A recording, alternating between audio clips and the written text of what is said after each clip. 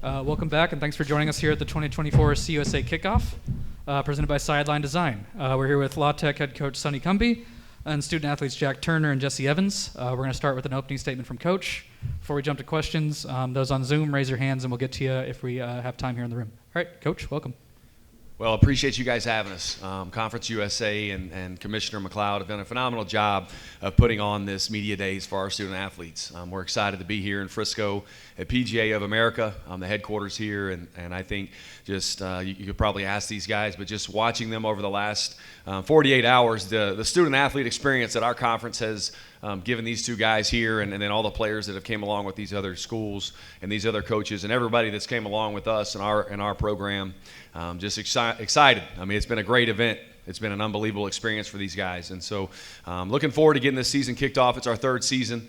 A lot of exciting things that have gone on in Ruston and in Louisiana Tech. Really excited to be representing our school, representing our president, Dr. Henderson, the future and the vision that he has for our school. Ryan Ivey, our athletic director, I think has done great things already, and looking forward to many more. And so I think the two guys that I have chosen, Jack Turner, I think, and Jesse Evans, both of these guys exemplify for me and for our program, everything that we stand for in terms of our cornerstones and our football identity.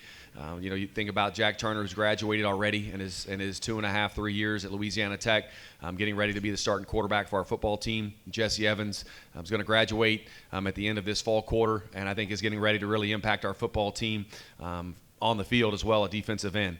But I think that their impact goes so much more than what they do on the field in our program, in our community. They're heavily involved in our community, and they're heavily involved in our campus life.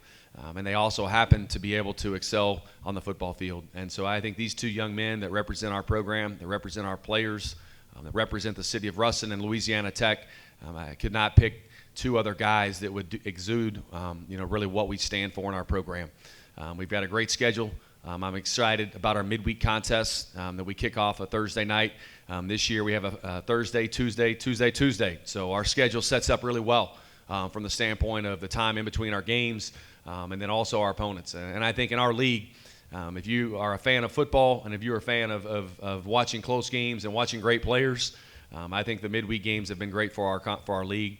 And in terms of the close games that you've been able to see, but also for our players to be able to showcase what kind of talent they have on the field. And the coaches in this league and the players of this league are some of the best in the country. And so we're excited to be here, looking forward to embark on our third season as a staff. And very optimistic about the football team that we have on and off the field, and so looking forward to getting this thing started August 31st with a home game against Nicholls State. All right, we'll jump to questions in the back. Coach Tony Thomas, College Football Dogs. You played and coached, got your start as a coach under the great Mike Leach. How has he affected you as a coach in the way in your coaching style? Well, I think that as we look at the landscape of college football, Coach Mike Leach's fingerprints are all over college football.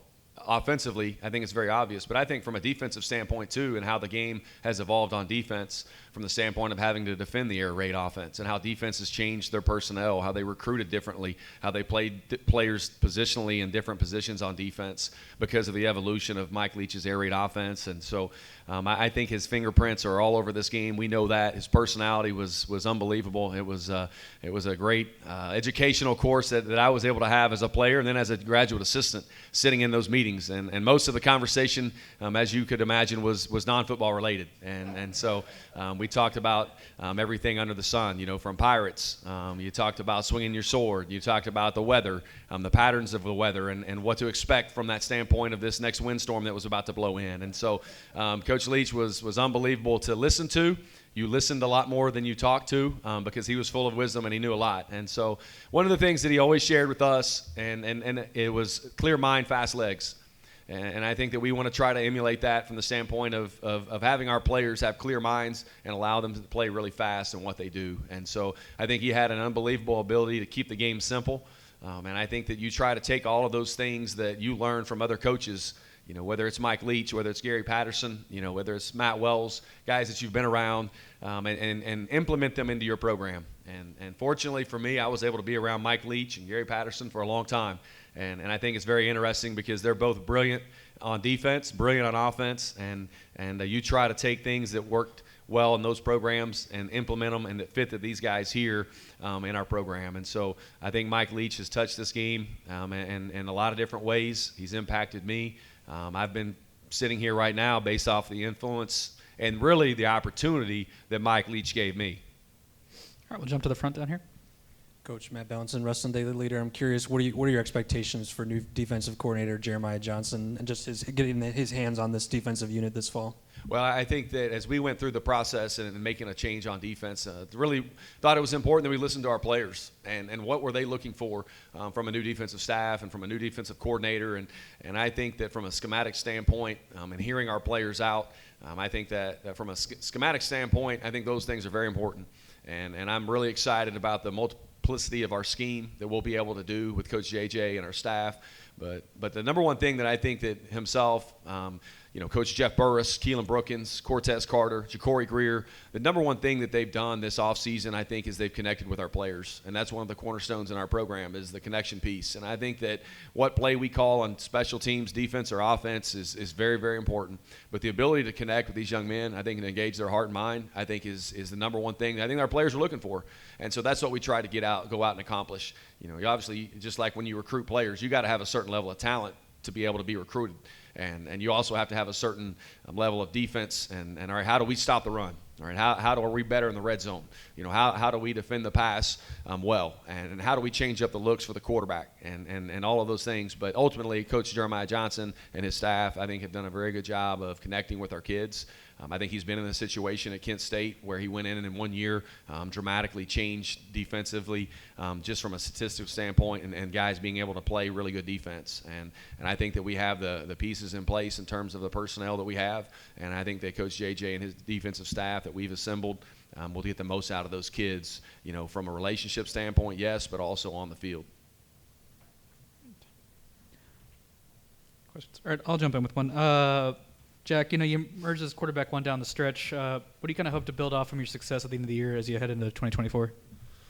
Yeah, I would say the biggest thing is personally is just consistency, being able to go the whole season, playing at a high level for myself, but ultimately winning is big for us.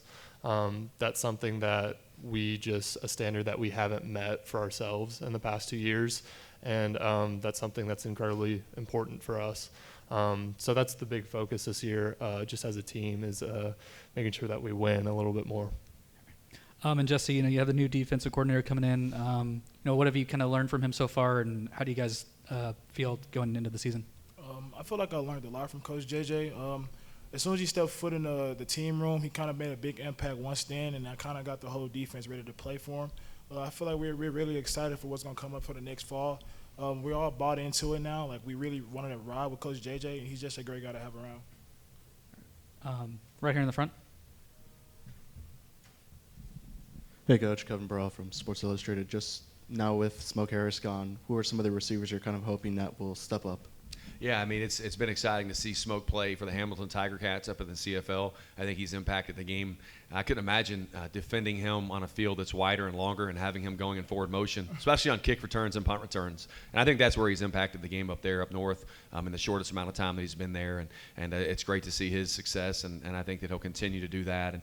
And I think that, when you look at our roster, the wide receiver position and the inside receiver position, you're not going to have another Smoke Harris from the standpoint of the plays that he made. You want to try to use the guys that you have. And I think in the return game immediately, Dedrick Latulis is the guy's name that comes to mind in the punt return game. I think you saw DeMarcus Griffin-Taylor emerge as our kick returner. He did a phenomenal job from that standpoint. So I think you manufacture it in different ways.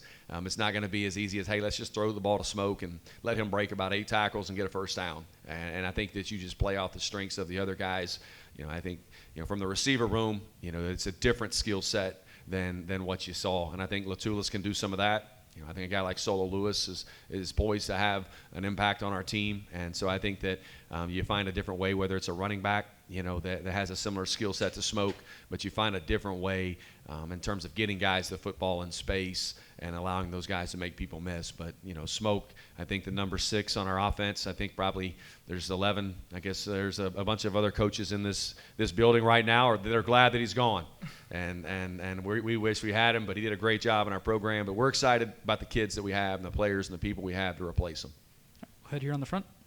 Jesse, we've heard a lot about with Coach Johnson's defense. You guys are playing a lot more free, not thinking as much. I'm curious, how do you feel like that'll benefit you guys when you get out there? On a day-to-day basis, what does that mean for you guys? On a day-to-day basis, I feel like it means a lot to know that we don't have to think before we make a play. We just got to go, because our defense is basically, we have a lot of great athletes out there. So now to know that we could just go out there and play free and just make plays, I feel like that would make our defense way much better than what it was last year. Coach TP Hammock with the AHS FHS, heading into year 3. What can fans and people outside the program, what can they expect to see from the Bulldogs this year?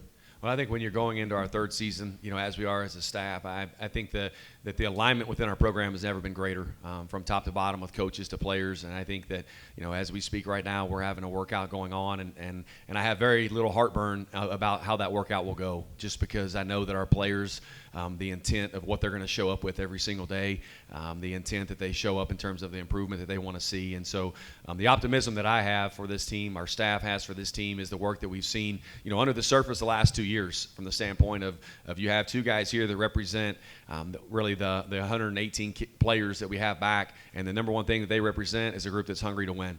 And I think the group is determined to win and to play. Last year we had 5 games where we lost the football game on the last drive, 1 score or less. And so I think there's a lot of guys from this football team that have learned from those lessons. And I think they're a determined group. And so that's what I think that these guys that represent our football team and our staff as well, is we're hungry to win. And we're ready to finish games that maybe we let slip away. And then I think we're ready to do that on a daily basis and with the intent with how we show up and work every day.